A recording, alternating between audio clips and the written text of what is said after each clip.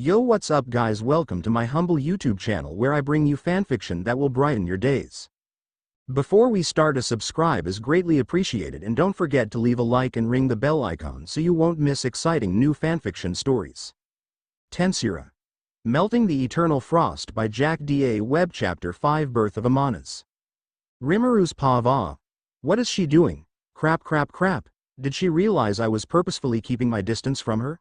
I was trying to avoid this exact situation. If I still had my son right now, he would have risen all the way to the moon. Velzard then walked over to the edge of the hot spring and sat down in the water. She laid her head back and relaxed her body while still holding me as my body was being pressed against her chest. This isn't the first time something like this has happened to me, since Sheehan would do this often. I never really thought much about it before, but this is different. She started humming a tune that I wasn't familiar with while swaying from side to side. I somewhat regained my composure and resigned myself to her whims. This is actually quite nice, though I'm sure if I was in my human form and had my son with me, I would be dying of a nosebleed or something. Velzard stopped humming and looked up at the night sky above, which was full of stars. The atmosphere of this place sure is nice. I'm not normally a fan of high temperatures, but I haven't felt this relaxed in a long time, Rimuru-kun. Velzard said softly. I'm glad you're liking it here.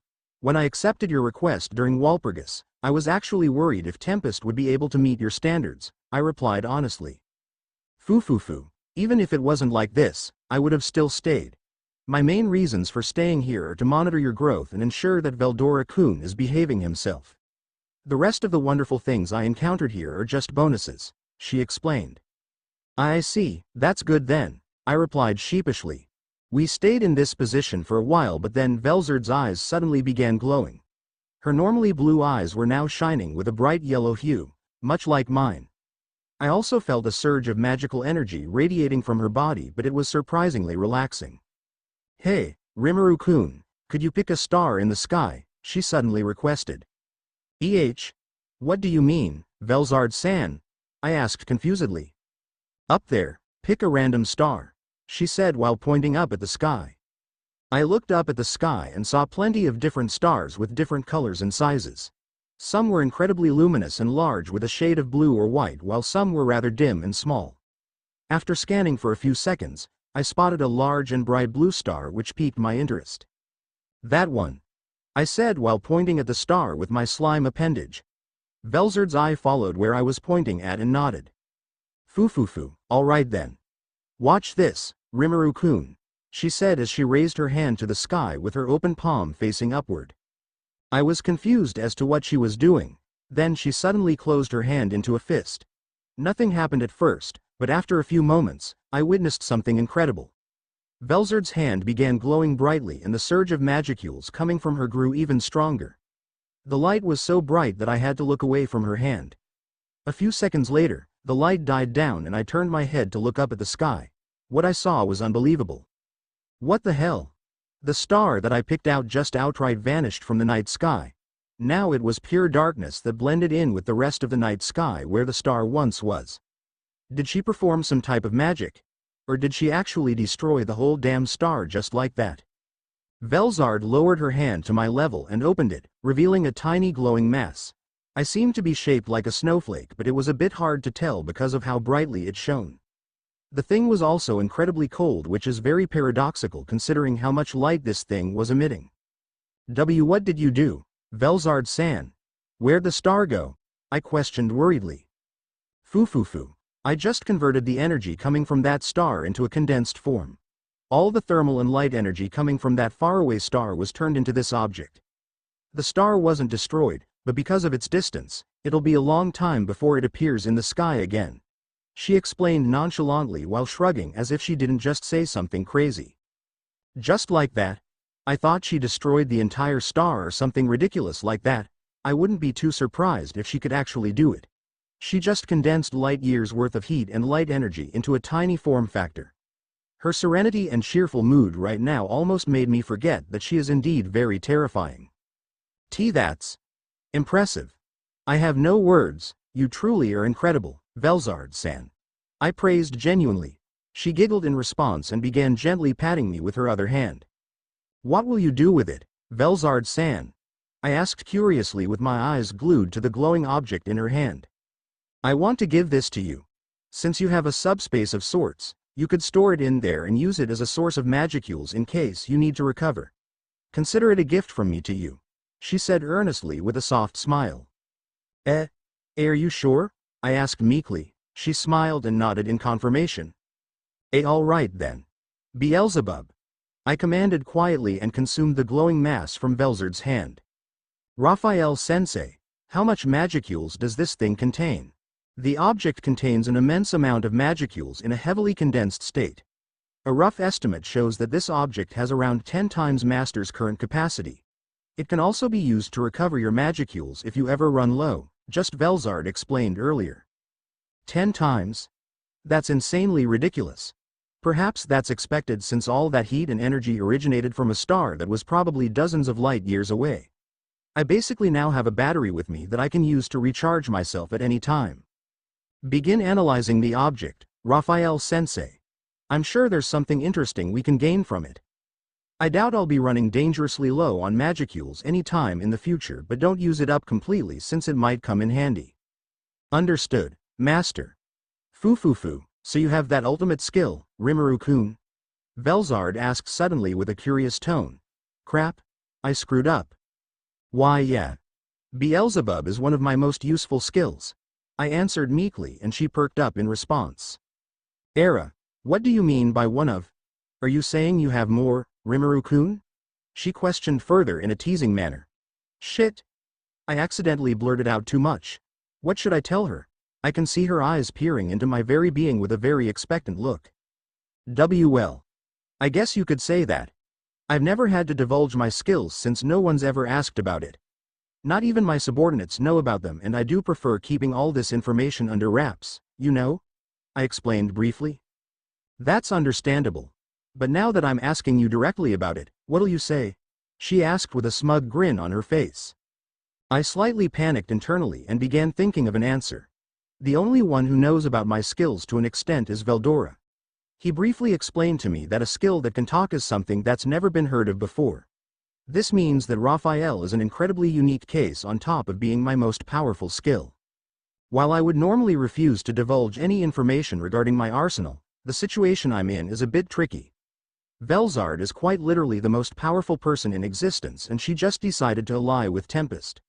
For our allegiance to grow, we would need to develop a level of trust in one another. I recommend making a trade offer, Master.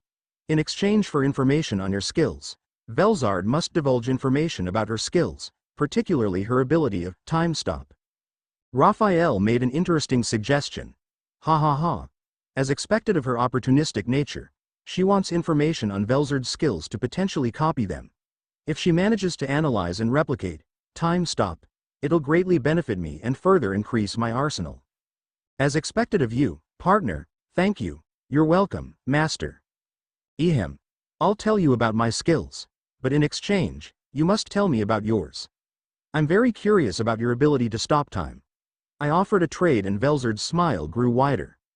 Foo. If that is what you want in return, then that is no problem, she replied earnestly. You see, I actually possess 4 ultimate skills, I said and paused for a moment to see her reaction. Her eyes went wide in surprise. If she was drinking something right now, then she would have spat it all out. She held me a bit tighter now, which led to me being squeezed against her breasts even more. Her face suddenly went really close to mine and was now just a few centimeters away. Is this heaven right now? F4? She asked in disbelief. Why yeah. Lord of Gluttony, Beelzebub. Lord of Wisdom, Raphael. Lord of Vows, Uriel. And Lord of Storms, Veldora, I enumerated quickly. That's quite the kit you have. Possessing 2 of the 7 Virtue series skills, 1 from the Sin series, and an entirely special one too, she remarked, flabbergasted at the information. Well then, what about you, Velzard-san? I asked her in return. I possess the ultimate skill, Lord of Patience, Gabriel. Like Uriel and Raphael, it belongs to the Virtue series of skills. It is with this ultimate skill coupled with my nature as a true dragon that I am able to stop time. If you wish to replicate time stop, then you would need to acquire either temporal manipulation or space-time domination, she explained. I see. I'll take note of that, I uttered, and she smiled in response. Foo. My decision to move here is turning out to be even better now. I'm sure that you'll go on to do much more interesting things in the future, Rimuru-kun, she said with a grin. The two of us stayed in the hot spring late into the night having random conversations. During the whole time, I was being held by Velzard and squished between her arms and breasts. I eventually gave in and begrudgingly admitted that I enjoyed it, much to her delight. The conversation was lighthearted, for the most part, but suddenly, Velzard became somewhat somber. I got confused and worried about her sudden mood shift. After a bit of inquiring, she eventually opened up about her not-so-good relationship with her family, particularly Veldora and Milam. She told me about her ways of educating her little brother in the past and how she'd send him to oblivion whenever he ran amok. At first, she didn't think much about his actions, but then soon connected the dots when she realized that his rampages only began after their eldest brother died. Veldora was still quite young when Veldonava passed away. Without knowing how to deal with his grief properly, he vented his anger by laying waste to civilizations. This information shocked me and I didn't know how to exactly feel about it. The Veldora I know today and the Veldora of the past sound like different people. I suppose his time being sealed away for 300 years really softened him. But I can't help but feel slightly bad about what happened to him. Like a domino effect, one realization after another hit Velzard. She was having a hard time accepting it, but eventually came to realize that she too hadn't moved past her elder brother's death. After he died, she resigned and isolated herself even more in the frozen palace, going from rarely leaving the place to never leaving at all. She was shut out from the outside world and became a colder person as a result. She then opened up about her biggest regret, which is not being there for her niece, Milam, when everything was taken away from her. Her parents were killed at the hands of greedy and idiotic humans, and to add insult to injury, they killed her pet dragon, which was a parting gift her father made for her. All this caused Milam to snap and enter an uncontrollable enraged state. She then proceeded to annihilate everything and everyone that stood in her way, reducing entire civilizations into dust. Guy and Ramirez eventually managed to calm the raging Milam, while Velzard was still isolating herself in the frozen palace. This all became too much for her and Velzard began sobbing softly. She put some distance between us and buried her face in her hands. Seeing her in this state made something inside me ache, despite not even having a physical heart. I returned to my human form, sat down next to Velzard, and wrapped my arms around her, embracing her gently. After some time, she buried her face in my chest and sobbed even more, letting all of her built-up emotions out while I remained silent and only did my best to comfort her. We stayed like this for a few minutes and eventually, Velzard stopped crying.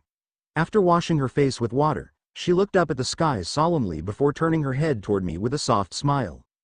Foo, I'm sorry you had to see me like that, Rimuru-kun, she apologized softly. Don't be, Velzard-san. It's good to let it out sometimes, you know? Was that your first time opening up to someone like that? I asked and she nodded meekly. I won't pretend to have all the answers to your problems. After all, I'm just a mere human at heart who got reincarnated as a slime. It's impossible for me to even compare my short-lived life with the long and fruitful life of a true dragon filled with innumerable experiences. However, I think it's best if you talk things out with Milam and Veldora and open up to them as you did with me. I know it might be difficult, but I'm confident those two will understand and forgive you. I suggested wholeheartedly. This somewhat lifted Velzard's mood as she perked up. Why, you really think they'll forgive me? She asked softly. If you manage to have that conversation where you open up to one another and understand each other's side, then I'm sure of it. Besides, I'm certain that Veldora doesn't actually hate you in any way, he just respectfully fears you, I affirmed optimistically. Velzard chuckled lightly at my quip and then laid her head on my shoulder, surprising me a bit. Foo, is it all right if I do this, Rimuru-kun? She asked teasingly.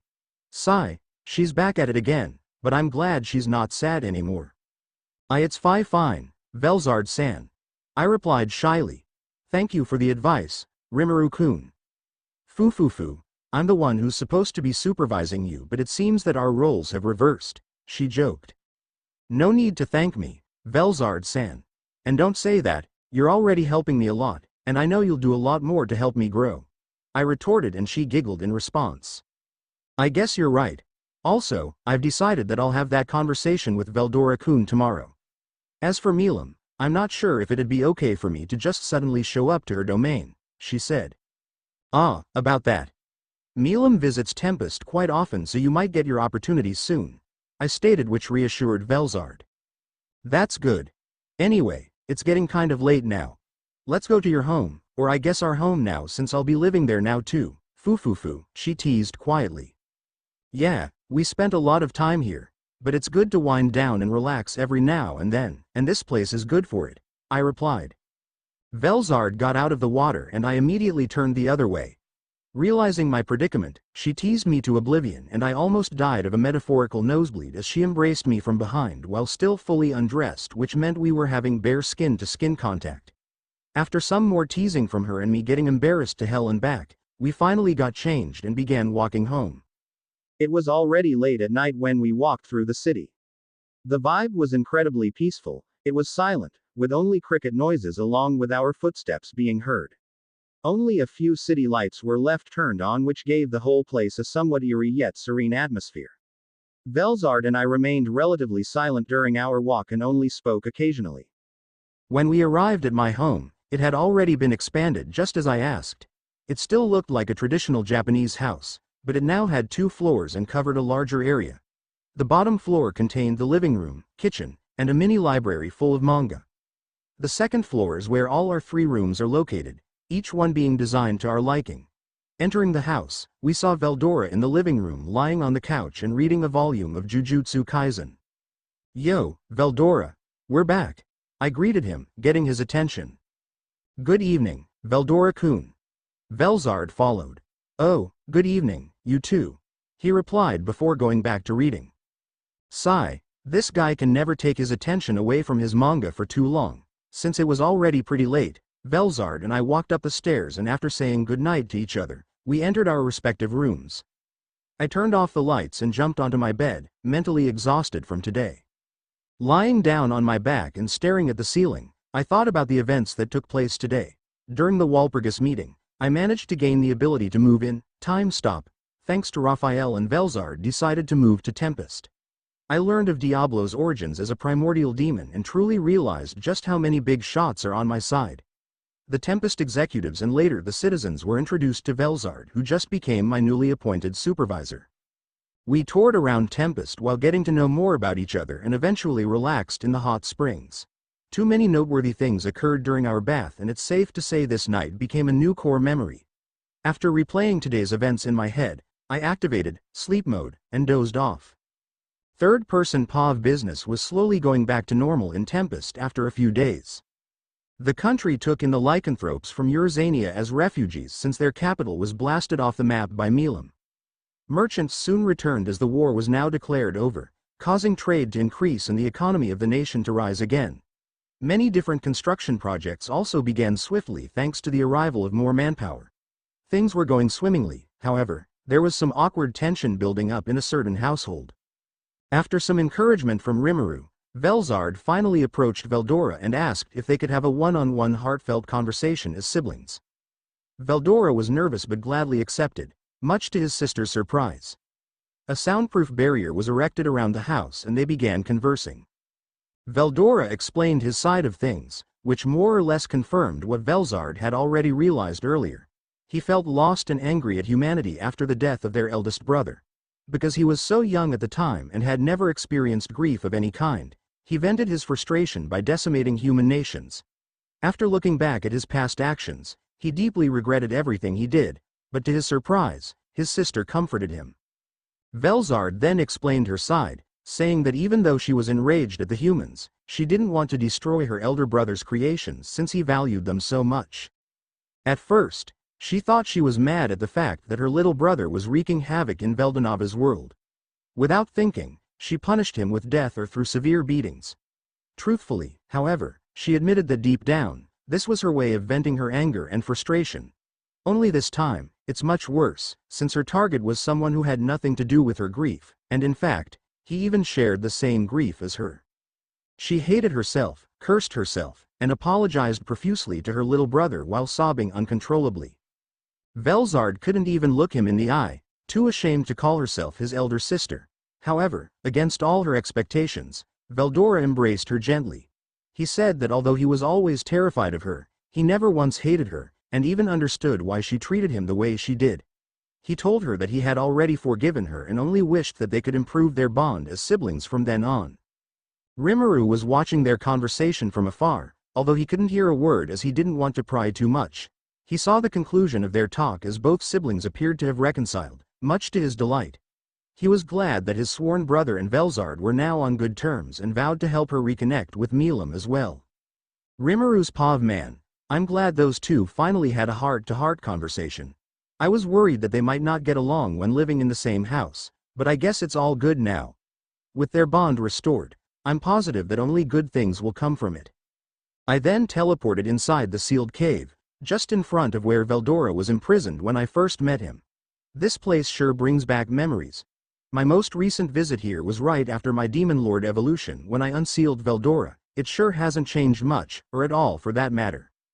You might be wondering why I'm here right now, and it's because Raphael recently told me that she made a startling discovery after analyzing the object that Velzard gave me, which Raphael called a Froststar remnant. She wanted to test a theory that involved releasing a tenth of the energy stored within it. I moved to the sealed cave to prevent possibly harming anybody. I held my palm up and there appeared the remnant, glowing ever brightly, and it was cold to the touch. It was a much smaller size than the original since it's only a tenth of the whole. However, even if this orb only held a tenth of the remnant's full power, it still meant that it held the same amount of energy that I currently possessed. Raphael-sensei, are you sure this will be safe? Positive.